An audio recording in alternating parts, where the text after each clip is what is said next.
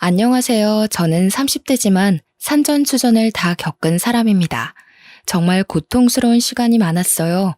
왜 나한테만 이렇게 불행들이 닥쳐오는 것인지 알 길이 없으니 스스로를 탓하는 시간도 많았습니다.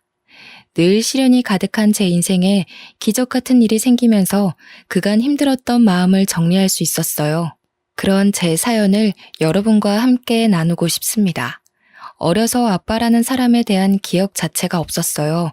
아빠가 어떻게 생긴 사람인지도 몰랐고, 제게 아빠가 있는 건지도 몰랐습니다. 어렸을 때는 호기심에 엄마께 물어본 적이 있죠. 엄마, 나는 왜 아빠가 없어? 내 친구들은 다 아빠 있는데 왜 나만 없는 거야? 은정아, 아빠는 없어. 대신 우리 은정이는 엄마도 있고 할머니랑 삼촌도 이모도 있잖아. 그건 내 친구들도 다 있대. 나만 왜 아빠가 없는 거야? 내가 잘못해서 없는 거야? 그렇지 않아. 아직은 은정이가 너무 어려서 엄마가 말해도 잘 모를 거야. 이건 어른들만 알 수 있는 얘기거든? 그러니까 나중에 우리 은정이 키 더 크면 엄마가 말해줄게. 이날 처음으로 엄마의 눈물을 봤습니다. 저를 재워주시고 방에 가신 엄마를 뒤따라갔는데 소리도 못 내고 흐느껴 울고 계신 모습을 봤죠. 그때부터 전 무의식적으로 알았던 것 같아요. 아빠 얘기를 하면 엄마가 아주 슬프고 아프다는 걸 말이죠. 외가 식구들도 엄마처럼 아빠 얘기를 꺼리는 게 눈에 보였습니다. 그래서 그날 이후 단 한 번도 아빠에 대해 물어보지 않았어요. 저렇게 힘들어하는 건 다 이유가 있다고 생각을 했습니다. 크면서 아무리 엄마가 온 힘을 다해주셨어도 부족한 빈자리가 느껴질 때가 있었습니다. 친구들과 함께 분식집을 가서 떡볶이를 먹어도 어제 우리 아빠가 뭐 해줬다? 라는 말만 나오면 저도 모르게 움츠러들었어요. 아빠가 없는 게 결코 제 잘못도 아닌데 영문을 모른 채 지내서 더욱 그랬던 것 같습니다. 차라리 이혼을 했다던가 아빠랑 사별을 했다던가 뭔가 뚜렷한 이유가 있었으면 그렇게 그립지도 않았을 것 같아요. 이런 아픔을 티내지 않고 혼자 가슴속에 간직하며 살던 저는 공부를 곧잘 하는 학생이었습니다. 엄마가 워낙 혼자서 저를 힘겹게 키우는 걸 알기에 좋은 성적으로나마 기쁘게 해주고 싶었어요. 학생 신분으로 제가 해드릴 수 있는 게 그것뿐이니 말이죠. 좋은 성적표를 보여드리면 엄마는 힘든 게 하나도 없다며 맑은 미소로 답을 해주셨고 그 미소를 보는 낙에 열심히 공부를 했습니다. 저에게 엄마가 전부인 듯 엄마에게 저도 전부였기에 서로 행복하게 해줄 수 있는 유일한 존재로 살았죠. 그렇게 좋은 성적을 쌓다 보니 대학교 진학을 앞두고 선생님들의 기대가 컸습니다. 진로 상담을 할 때도 손꼽히는 대학에 갈 수 있다며 어디를 희망하냐고 물으셨죠. 그렇지만 저는 대학 진학을 하고 싶지 않았어요. 집 형편을 뻔히 아는데 제가 대학에 가면 돈도 많이 써야 할 테고 그게 부담스러웠습니다. 여태 저 키우면서 고생하신 엄마가 이제 그만 힘드셨으면 했어요. 제가 대학을 가고 취업 준비를 하는 그 몇 년간 또 엄마는 몸을 혹사하며 일하실 게 뻔했으니 말이죠. 온몸 뼈 마디마디가 아프다며 파스를 덕지덕지 붙이고 살면서 딸 하나 잘 키우겠다고 고생하시는 모습 보는 게 더 힘들었거든요. 좋은 성적임에도 불구하고 대학 진학을 포기한다고 하자 선생님들뿐 아니라 엄마께서도 난리가 났습니다. 서로 큰 소리까지 내며 싸웠죠. 최은정, 담임 선생님이 전화까지 왔던데 너 대체 대학을 안 간다는 게 무슨 소리야? 그 성적에 대학을 왜 안 가? 나 취업해서 돈 벌 거야. 공부하고 싶어서 한 것도 아니고 학생 신분으로 엄마 기쁘게 해줄 수 있는 게 공부밖에 없어서 한 거였어. 난 공부를 더 하고 싶지 않아. 너 지금 그게 무슨 말이야? 대학도 나오지 않으면 사회에서 얼마나 따가운 시선을 받아야 하는데 엄마가 왜 식당 일이나 하면서 너 힘들게 키웠는데 배운 게 없어서야 배운 게. 그런 엄마를 보고도 대학을 안 가겠다는 소리가 나와? 대학을 나와도 취업 못하고 한량처럼 사는 사람도 많은데 꼭 가야 할 필요가 있어? 엄마도 모르잖아. 내가 대학 안 가고 성공할지 안 할지. 대학까지 가서 없는 돈 써가며 시간 낭비하고 싶지 않아. 내 뜻 존중해줘. 누가 너더러 돈 걱정하랬어? 그 좋은 성적에 왜 대학을 안 가냐고. 너 정말 엄마 속상해 죽는 걸 보고 싶어? 내가 여태 힘들어도 꾹 참고 살았던 이유가 뭔데? 너 하나 잘 키우려고 그런 건데 어떻게 네가 엄마한테 이럴 수가 있어? 대학은 절대 안 갈 거니까 이 얘기는 그만하자. 원서 접수도 안 할 거고 나 진짜 안 갈 거야. 엄마는 저를 볼 때마다 대학을 안 가서 꼴 보기 싫다며 일부러 저와의 대화를 피했습니다. 그렇지만 3천만 원 가까이 드는 돈을 내면서까지 엄마 등골을 휘게 만들고 싶지 않았어요. 저는 뜻을 굽히지 않았고 결국 대학에 진학하는 걸 포기했습니다. 솔직한 심정으로는 대학 가서 더 공부를 해보고 싶었어요. 더 넓은 미래를 보고 배우며 대학 생활이란 것도 해보고 싶었지만 생각할수록 미련만 남으니 애써 괜찮은 척을 했습니다. 그렇게 맞이한 20살은 정말 암담했습니다. 이제 갓 졸업한 제가 할 수 있는 것은 많지 않았어요. 고등학교 졸업이라는 신분으로는 마땅한 곳에 들어갈 수 없었고 저는 집 앞 마트에서 일했습니다. 마트에서 일하는 저를 보며 엄마는 한 소리 하셨죠. 그 좋은 머리로 겨우 마트에서 일하려고 대학을 안 간 거야? 요즘 널 보는 엄마 마음이 어떤 줄 아니? 이러지 말고 은정아, 내년에라도 대학 가자, 어? 너도 느껴봐서 알잖아. 대학 나오지 않으면 받아주는 곳도 없어. 엄마, 그래도 내 돈 내가 벌어서 쓰는 거에 의미를 두고 살 거야. 마트면 어때? 내 나이 또래 친구들은 다 용돈 받아 쓰는데 난 내가 벌어서 엄마한테 생활비도 줄 수 있잖아. 이게 내가 원하던 삶이야. 물론 엄마의 속상한 마음을 이해는 했지만 자꾸 저 말에 흔들릴까봐 더 냉정하게 벽을 쳐버렸죠. 마트에서 일하다가 편의점도 가보고 카페 일도 해보고 고깃집 아르바이트까지 가리지 않고 했습니다. 아르바이트만 전전하다가 보험회사에 취업해서 영업도 했었죠. 돈벌이는 충분히 되긴 했는데 아무래도 계약직이다 보니 오래 안정적으로 할 수 있는 일을 찾고 싶었어요. 많은 고민을 하던 끝에 저는 간호조무사 자격증을 따서 병원 일을 시작하게 되었습니다. 간호사 급여와 차이는 있지만 어쨌든 병원이란 곳이 망할 일도 없고 저만 괜찮다면 오래도록 할 수 있는 일이라 괜찮다고 생각했어요. 자격증을 따고 처음으로 취업하게 된 병원은 개인 병원이었지만 규모가 꽤 큰 곳이었어요. 그렇다 보니 직원들이 정말 많았는데 거기서 제가 가장 막내였어요.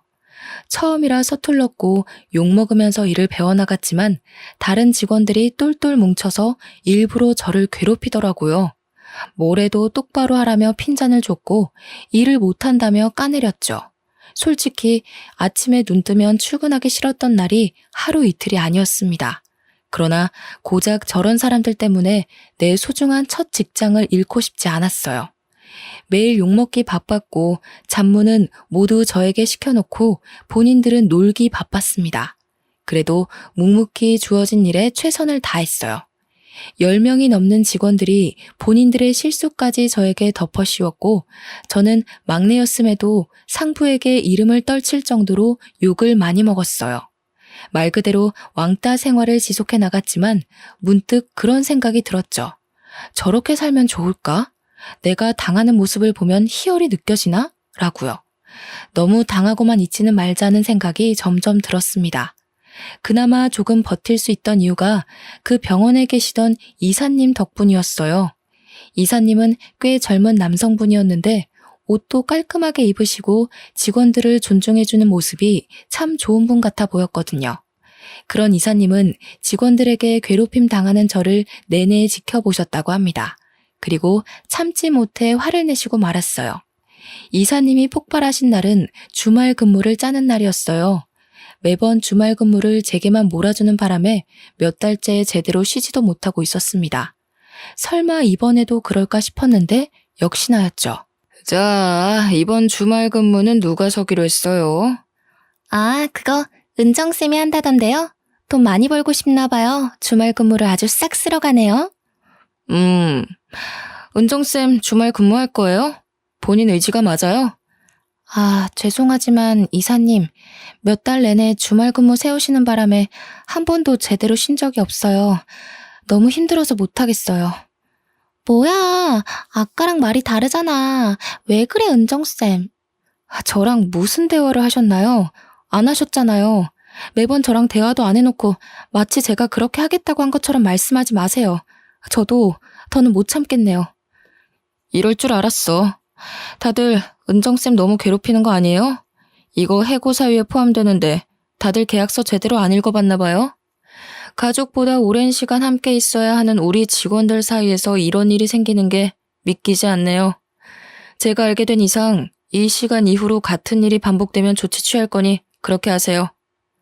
이사님은 정말 단호하게 직원들에게 경고를 해주셨어요. 솔직히 너무 감사했습니다. 그렇다고 해서 저 직원들이 저를 괴롭히던 게 하루아침에 사라지진 않았지만 슬슬 눈치는 봤죠. 이사님 말씀도 있고 저 역시 발끈해서 성질을 부렸으니 눈치가 보이겠죠. 하나라도 더 챙겨주고 싶어 하시는 이사님과 있는 시간이 많아졌고 제게 직접 일을 시켜주셔서 직원들과 부딪히는 일이 줄었습니다. 그렇다 보니 병원에서 웃는 시간이 점점 많아졌고 이사님에게 저도 모르게 사심을 품었어요. 감히 신입 주제에 이사님을 좋아한다는 게 저 자신도 웃겨서 마음을 감췄습니다. 그러나 사랑하는 마음이란 게 어디 숨겨지나요? 표정에서부터 벌써 티가 나는걸요. 결국 이사님은 저에게 저녁에 끝나고 술 한잔을 하자고 하셨죠. 너무 설레는 마음에 그날 일이 손에 잡히지 않을 정도로 두근거렸습니다. 이사님과는 이날 이후로도 같이 저녁을 먹거나 휴무를 맞춰서 데이트를 즐겼습니다. 그리고 고백을 받았고 진지하게 만나게 되었죠. 제 인생의 첫 남자인 그 사람은 병원에 있는 악의 무리로부터 저를 지키고자 더 노력을 해줬어요. 그러다 결국 저희 두 사람이 연애 중이란 사실을 하필 입이 제일 가벼운 직원에게 들켰죠. 병원 전체에 소문이 퍼지는데 30분도 안 걸린 것 같습니다. 순식간에 퍼진 소문에 안 그래도 절 미워하고 괴롭히던 직원들은 입에 걸레를 물었는지 앞에서 대놓고 저를 따돌렸습니다. 이사님이 저희 병원에서는 올려다볼 수 없는 나무 같은 존재였거든요. 그런 이사님을 그토록 미워하는 제가 가져버렸으니 배가 아플 만도 하죠. 연애 중인 걸 안 이후부터는 말로 표현할 수 없을 정도의 괴롭힘을 당했습니다. 그 전까지는 업무로 괴롭혔다면 이제는 인격 모독을 하며 저라는 사람 자체를 괴롭히기 시작했죠. 아무리 독한 저라도 도저히 견딜 수가 없었습니다. 결국 퇴근길에 주저앉아 울어버렸죠. 나 정말 여기 못 다니겠어. 하다 이제는 날 화장실에 가둬버리잖아. 내가 무슨 죄를 지었다고 이렇게 날 못 살게 구는 건지. 버티려고 했는데 더 이상은 못 버티겠어. 이 사람들이 대체 왜 그러는 거야? 당신 너무 잘나서 질투나서 그런 것 같아. 일도 잘하고 예쁘고 야무지고 뭐 하나 흠잡을 게 없으니까 배 아프겠지. 아니, 그런 이유는 궁금하지도 않고 나 그냥 그만둘래.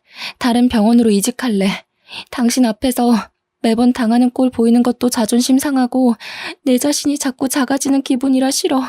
결국 저는 버티다 못해 퇴사를 결정했습니다. 그리고 저를 괴롭히던 주요 인물들을 퇴사 사유로 말했고 사직서에도 적었어요. 덕분에 전 자발적 퇴사를 했고 그들은 해고를 당했습니다. 그 후로 속 편히 다른 병원을 알아보며 간만에 휴식을 즐기고 있었어요. 그런데 생각지도 못한 전개로 인생이 흘러가게 되었습니다.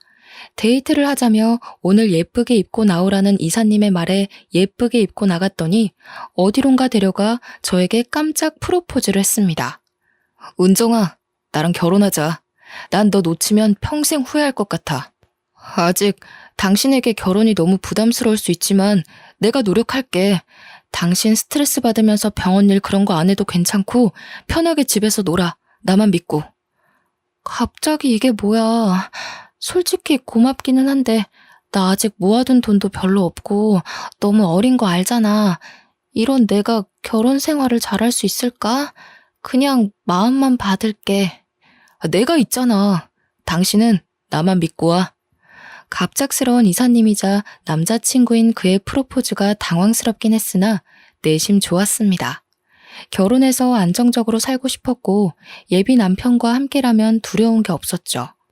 제가 모아둔 돈이 넉넉한 것도 아니었고 엄마한테 손 벌리고 싶지도 않아서 대부분 남편이 비용을 대줬어요. 형편껏 살면서 더 늘려가자고 서로 다짐을 했고 저희 두 사람은 24평형 아파트 전세에서 시작했습니다. 둘이 살기에도 넉넉했고 아이가 태어난다고 해도 문제없는 집이었어요. 새 출발을 한 후 저는 남편이 말한 것처럼 백수가 되어 살림을 했습니다. 그러나 몸도 건강했고 젊은 제가 아이도 없는데 살림만 하는 건 너무 무책임하다고 생각했어요. 나중에 아이가 태어났을 때를 대비해서 뭔가 할 수 있는 일을 찾았습니다. 그러다 집에서도 쉽게 할 수 있는 편집을 배우게 되었어요. 나라에서 도움받으면 무료로 배울 수 있는 것이 있어서 국비 지원받아서 영상 편집 공부를 했습니다. 처음 해보는 건데 꽤 흥미를 느껴 프리랜서로 새로운 시작을 하게 되었어요. 이런 저를 보며 남편은 늘 칭찬을 아낌없이 해줬습니다. 우리 와이프가 최고야. 그냥 집에서 쉬라니까. 이런 걸 공부해서 돈벌이까지 하고. 진짜 내가 여자 하나는 제대로 만났어. 아직 애도 없는데 그냥 놀기에는 조금 그렇잖아. 몇 푼이라도 벌어야지. 늘 고맙고 대단해. 당신은 정말 최고의 여자야. 남편은 제게 늘 대단하고 최고의 여자라는 말을 많이 해줬어요. 한때는 자존감도 떨어지고 자신감도 부족했던 제가 남편에게 늘 이런 말을 듣다 보니 어느새 어깨가 으쓱해졌습니다. 편집 일을 시작하면서 제 하루는 달라졌어요. 기존에는 살림하고 청소하고 남편이 퇴근하길 하염없이 기다렸다면 이제는 오전에 집안일을 모두 끝내두고 일을 했습니다. 제가 일을 많이 할수록 돈은 더 벌리는 구조라서 새벽에도 안 자고 일을 할 때가 많았어요. 물론 피곤하긴 했으나 노는 것보다 돈 버는 게 더 좋았습니다. 남편과의 결혼 생활은 안정적이고 순탄하게 흘러갔고 그런 저희 부부를 보며 친정엄마는 기뻐하셨어요. 너무 일찍 시집가는 딸이 걱정되셨을 법한데 잘 사는 모습을 보여드릴 수 있어서 저도 좋았습니다. 그러던 중 시댁에 문제가 생겼습니다. 시모가 동네 친구가 추천하는 종목에 잘못 투자를 했다가 사기를 당하고 말았습니다. 말 그대로 하루아침에 몽땅 재산을 잃게 되었죠. 재산이라고 할 정도로 여유로운 건 아니었으나 자가집이 경매로 넘어가는 상황에 이르렀어요. 이어 개인 회생까지 해야 했습니다. 그제서야 시모는 저희 부부를 찾아와서 말했어요. 내가 미안하지만 지금 상황이 너무 안 좋아. 동훈이 너희 아빠는 엄마가 사고 한 번 쳤다고 바로 이혼하자고 하고 연락도 안 받고 엄마가 지금 갈 곳이 없어. 그 집도 이제 곧 경매로 넘어가서 빼줘야 하는데 어쩌면 좋니? 그러게 왜 무작정 투자 같은 걸 하셨어요? 세상에 믿을 사람이 어딨다고. 제가 늘 말씀드렸죠? 사람 믿지 말라고. 막말로 그렇게 투자해서 일확천금을 얻을 기회가 있으면 생판 남인 엄마한테 하라고 하겠어요? 본인 가족들이랑 하겠지. 이미 지난 일인데 이제 와서 그렇게 말한다고 뭐가 달라지겠어. 난 어쩌면 좋지? 저도 모르죠. 엄마가 일은 다 버려놓고 저한테 뭐 어떡하라고요. 내가 갈 곳이 있어야 돈을 벌든 할 텐데 당분간이라도 여기서 신세 좀 져야겠어. 오갈 곳이 없어지자 저희 집에서 함께 살자고 제안을 하는데 솔직히 불편할 것 같아서 싫었습니다. 제가 집에서 내내 일하기도 했고 시모랑 합가하는 건 원치 않았어요. 그러나 상황이 저러니 어쩔 수 없이 합가를 하게 되었습니다. 시모는 분명 저희 집에서 살며 일을 하겠다고 말씀을 하셨지만 여전히 백수 생활을 하며 팔자 편하게 지내셨어요. 몇십 년을 함께한 시부에게 이혼당하고 집도 날려먹었는데 혼자만 천하태평이었죠. 그런 시모를 보는데 대단하다 싶었습니다. 아마 저희 친정엄마라면 밤낮 가리지 않고 어떻게든 일해서 먹고 살려고 노력하셨을 텐데 라는 생각도 들었어요. 더 웃긴 건 시모와 합가를 한 후 저한테 시집살이를 시키는 거예요. 본인이 사고쳐서 합가를 하게 된 상황인데 며느리인 저를 몸종 다루듯 부려먹기 시작했습니다. 저 역시 집에서 내내 일을 하고 있는데 시모는 프리랜서로 편집 일을 하는 저를 이해하지 못했습니다. 얘, 또 방구석에 처박혀서 컴퓨터나 하고 있는 거야? 대체 온종일 그 앞에서 뭐하니? 그러고 있으면 뭐 돈이 나와? 어머님, 말씀드렸잖아요. 저도 일하는 거라고요. 여기 앉아서 노는 게 아니에요.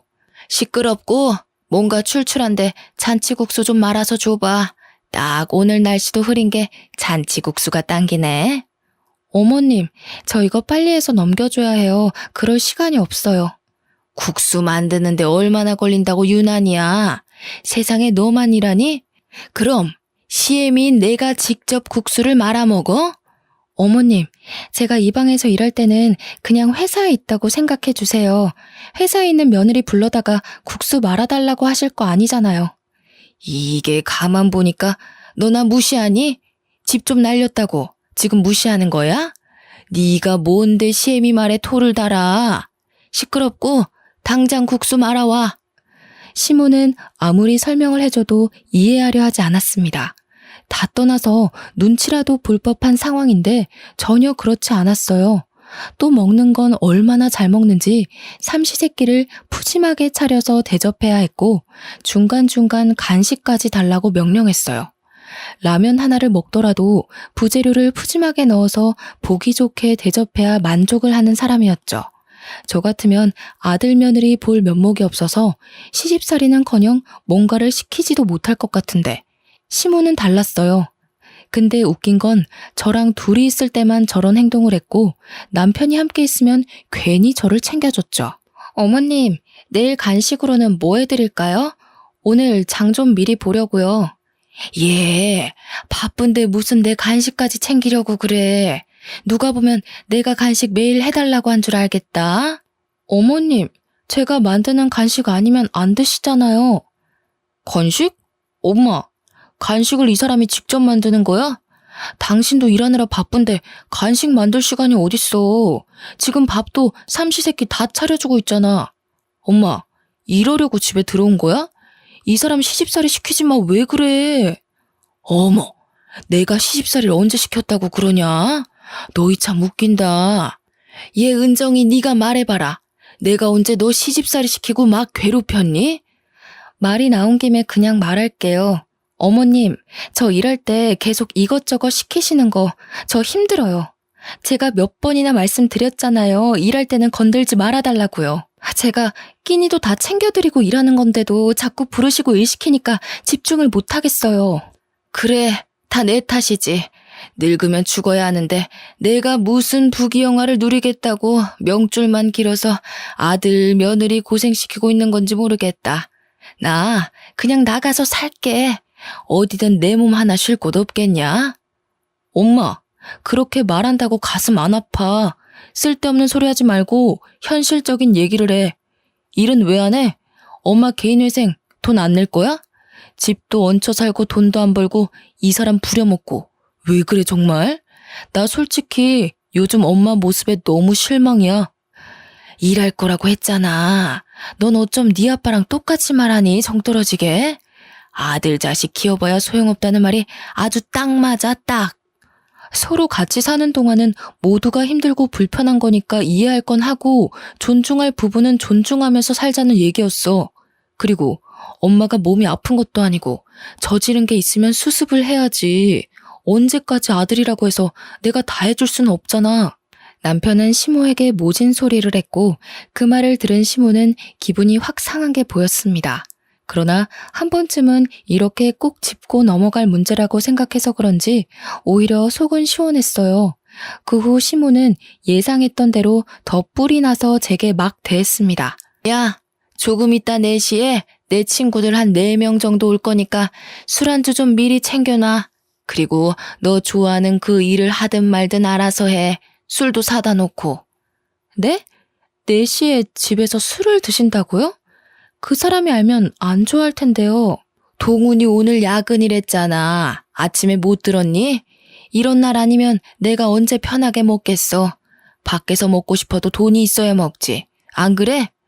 안주는 한 3개 정도 하고 디저트 과일도 준비하고 술은 넉넉히 사와라. 소주 맥주 다 섞어서. 시모는 하다하다 이제 남편이 야근하는 날만 골라서 친구들을 집에 초대해 술잔치를 벌였습니다.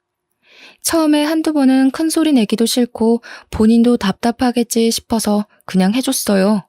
그러나 도가 지나치는 탓에 저도 화가 났죠. 술상만 차려주고 일을 하라던 시모는 수시로 저를 불렀습니다. 예, 은정아, 여기 골뱅이 무침이 맛있다는데 더 해와.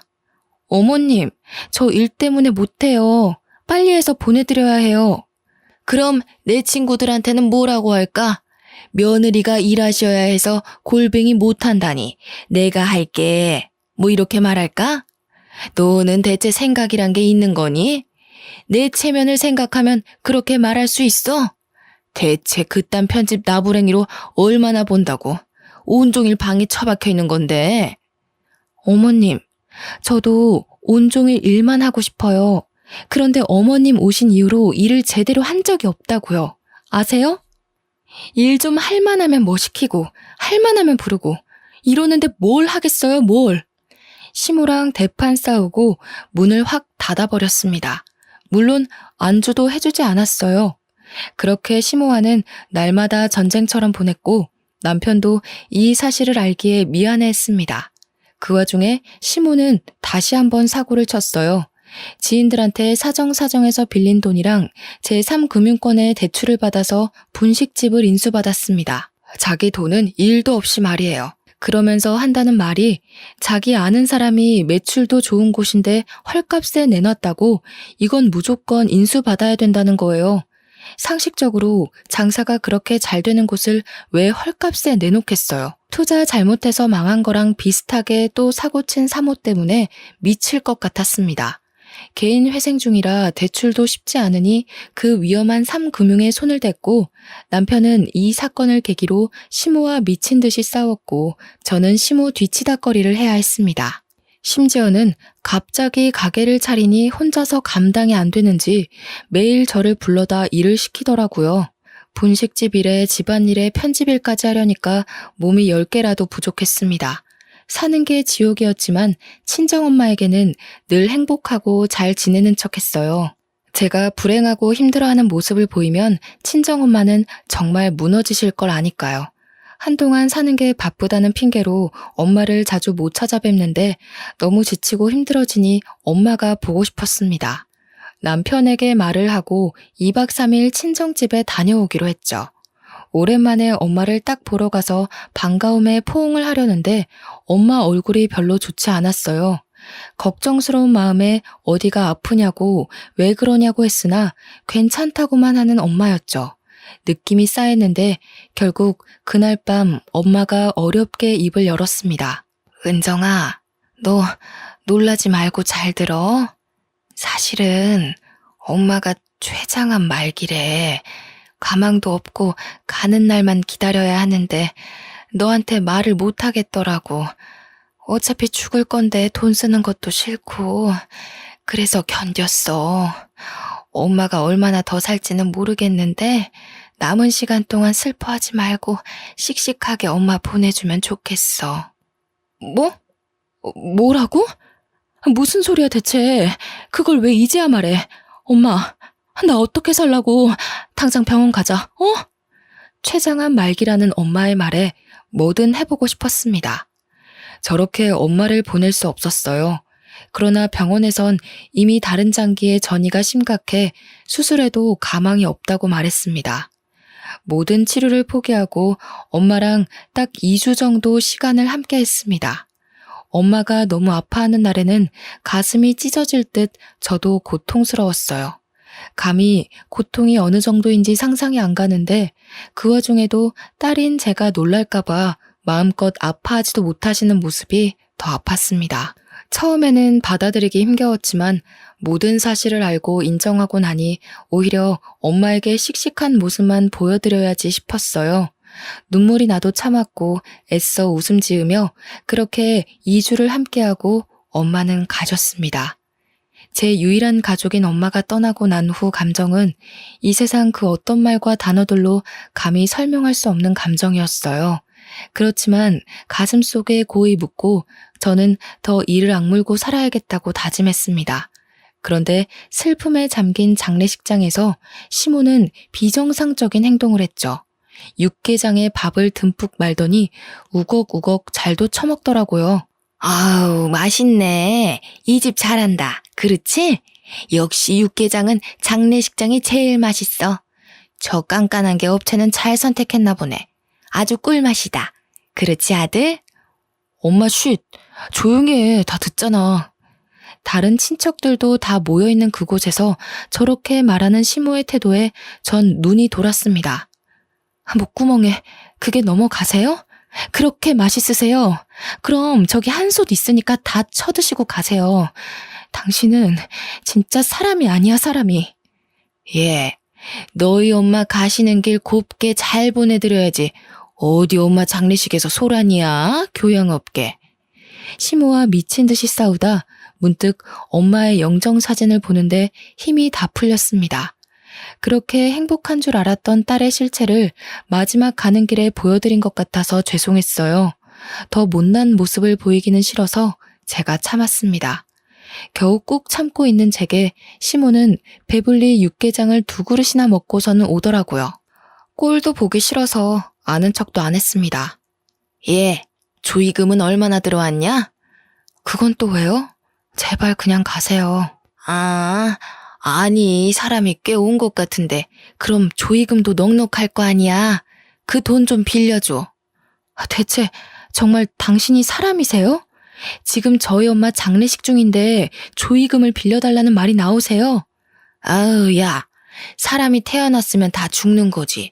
죽는 게 뭐 대수라고 유난이야. 조의금은 돈 아니냐? 돈 빌려달라는 게 잘못이야? 끝까지 미친 짓을 하는 시모의 머리채를 당장이라도 쥐어 뜯어버리고 싶었는데 정말 꾹 참았습니다.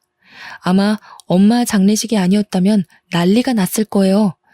그렇게 겨우 엄마를 보내드렸고 이후 전 시모에게 정이 완전히 떨어진 상황이었습니다. 쳐다도 보기 싫었고 방에 딱 문 잠그고 들어가서 나가지 않은 채 엄마를 회상했어요. 그러다 문득 뭔가가 떠올랐죠. 엄마가 떠나기 전에 제게 남겨주신 게 하나 있었습니다. 그건 사진 한 장과 목걸이 반지 세트가 담긴 상자였어요. 엄마는 제게 그것들을 꼭 쥐어주며 마지막 유언을 남기셨습니다. 은정아, 우리 딸 엄마 간다고 너무 슬퍼 말고 씩씩하게 알지? 그리고 이거 들고 최길수란 남자를 찾아. 꼭 찾아. 엄마, 가긴 또 어딜 가려고 그래. 어제도 간다 하고 엊그제도 간다더니 안 갔잖아. 그렇게 빨리 가고 싶어? 딸은 가슴 아파 죽겠으니 그런 말 좀 하지 마. 그리고 최길수는 누구야? 이것들은 다 뭔데? 꼭 이거 들고 그 사람 찾아갔어. 네가 최은정이라고 말해. 알겠지? 끝까지 엄마께서는 신신당부를 하셨어요. 그렇게 엄마를 떠나보내고 남편이 저를 위로해줬습니다. 그런 남편을 봐서라도 다시 우뚝 일어서려고 다짐했어요. 적어도 그 장면을 목격하기 전까지는 말이에요. 오랜만에 마트에 가서 장을 잔뜩 봐오는 길에 다시 한번 모든 게 무너졌어요. 남편이 차 안에서 어떤 여자와 애정 행각을 벌이고 있었고 그 둘은 저희 아파트 옆동으로 들어가더라고요. 뛰어들어가서 현장을 목격했는데 저는 그만 이성을 잃어버리고 말았죠. 근처에 잡히던 쓰레기통을 상간녀한테 던졌는데 남편이 상간녀를 보호하는 게 아니겠어요? 뭐 하는 짓이냐며 저를 확 밀치고는 상간녀를 안방에 밀어놓고 둘이서 대화하자고 말했습니다. 여보, 화나는 건 알겠는데 이 사람 홀몸 아니라고. 임신 중이야 지금. 애 잘못되면 어쩌려고 그래? 어차피 이렇게 된 거 그냥 다 말해줄게. 나 바람핀 거 맞고 들은 대로 임신 중이야. 너랑 이혼하려고 했는데 장모님이 갑자기 돌아가시는 바람에 말을 못했어. 그냥 하루빨리 정리해줘. 내가 한 100만 원은 너한테 줄 수 있거든? 자립하게 도와줄 테니까 그 돈으로 원룸 하나 구해봐. 야, 이 쓰레기 같은 놈아. 네가 어떻게 나한테 이럴 수가 있어? 100만 원으로 원룸을 구하라고? 이 버러지 같은 놈아. 그냥 나더러 살지 말고 죽으라고 해. 죽든 살든 그건 네 알아서 하고 우리 이혼하자. 나한테 애가 생겼는데 그럼 어쩌냐? 너가 키워줄 것도 아니면서. 내 옆에 붙어 있어봤자 너만 힘들어져. 정말 너무 믿었던 남편의 배신에 말이 나오지 않았어요. 엄마를 떠나보낸 것에 이어 남편의 배신까지 겪으니 정신적으로 견딜 힘이 없었죠. 이 와중에 가만두지 않겠다고 이를 바득바득 갈며 말했으나 주변에 잘 나가는 변호사 지인들이 많은 남편은 콧방귀를 끼며 누가 이기나 해보자며 쉽게 가자고 했습니다. 그런데 억울하지만 정말 저는 돈도 힘도 없었어요. 소송할 돈이 있으면 생계비로 써야 하는 상황이었죠. 결국 허무하게 이혼까지 당하고 원룸 하나 겨우 얻어서 살았습니다. 인생에서 가장 힘든 시기가 언제냐고 물으면 바로 이때였어요.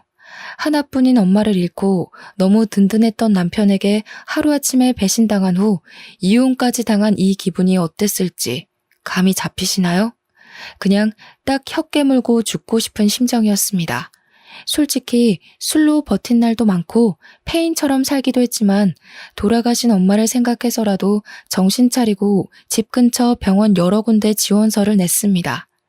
경력이 있던 탓에 꽤 규모가 큰 종합병원에 합격이 되어 일하게 되었습니다. 먹고 살기 위해서 하루하루 일을 하는데 문득 엄마가 남겨주신 그 상자와 최길수가 누구인지 자꾸만 궁금해졌습니다. 인터넷에 검색해도 나오지 않는 이 사람은 누굴까 싶었어요. 저는 늘 가방에 지니고 다니면서 엄마 생각이 날 때마다 반지 상자를 꺼내보곤 했는데요. 이날은 속이 좋지 않아서 점심을 먹지 않고 홀로 데스크를 지키고 있었어요. 반지 상자를 꺼내보며 만지작거리는데 갑자기 대표 원장에게 데스크로 전화가 왔습니다. 원장은 지금 만지고 있는 상자를 들고 당장 진료실로 들어오라고 말하더군요. 무척 당황스러웠지만 우선 들어갔습니다. 자네 그 상자 어디서 났어? 그거 좀 보여줄 수 있을까? 설마 내가 아는 물건인가 싶어서 말이야. 좀 확인하고 싶은데. 네? 아, 이거 저희 엄마 돌아가실 때 저한테 쥐어주신 건데 아직 저도 주인을 못 찾아서 찾고 있는 중이에요. 아니, 이건 자네 혹시 최길수라는 사람을 찾고 있지 않은가? 자네 엄마는 어디에 모셨나? 내가 찾아가서 얼굴이라도 비춰야겠는데? 네? 혹시 최길수라는 사람 누군지 아세요?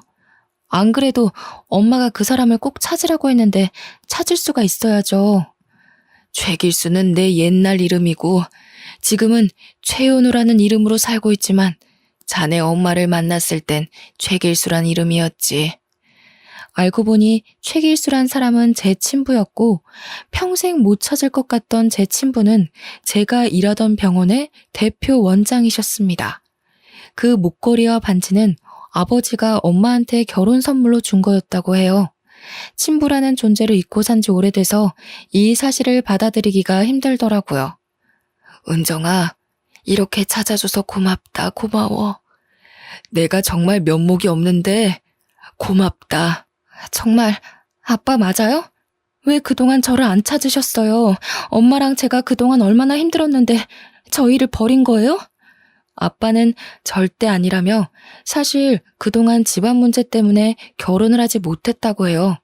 태어나서부터 부잣집 도련님이었던 아빠가 가난한 엄마를 만난 탓에 집안에서 결혼 반대를 너무 심하게 해서 결혼을 하지 못했다고 하더라고요.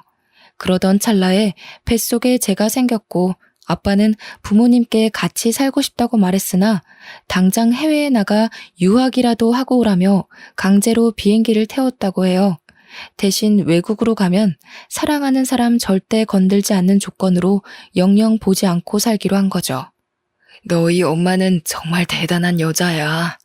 못난 나 때문에 본인 인생과 청춘을 다 버리고 너 하나만 지키며 살아온 여자고 내가 평생을 다해 사죄해도 용서받을 수 없다는 것도 알아. 엄마가 한평생 얼마나 힘들게 살다 가셨는지 아세요?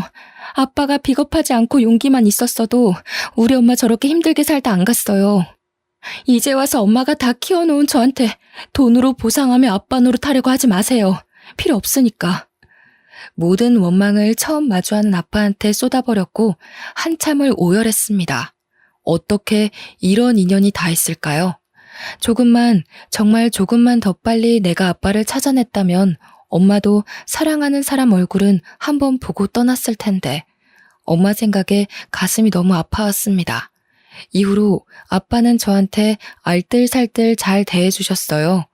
조부모님도 다 돌아가셨고 엄마를 버린 죄책감에 50 넘도록 결혼도 하지 않고 살고 있다더라고요.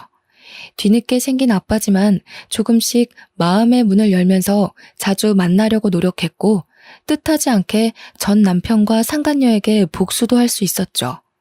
전 남편에게 이혼당한 사실과 시댁에서 당한 수모를 모두 알게 된 아빠는 이대로 가만히 있을 수 없다고 말했습니다. 아빠는 흥신소에 연락해 전 남편의 뒤를 밟아달라고 요청했고 며칠 뒤 상간녀가 누구인지까지 알 수 있었습니다. 알고 보니 상간녀의 아빠는 같은 병원에서 물리치료사 팀장으로 일하고 있더라고요. 세상이 이렇게 좁으니 죄짓고 살면 안 되는 거죠. 이 사실을 알자마자 병원장인 아빠께서는 상간녀 아빠를 바로 해고시켰고 갑작스러운 해고 통보에 상간녀 아빠는 방방 뛰었습니다. 애비라는 사람이 말이야.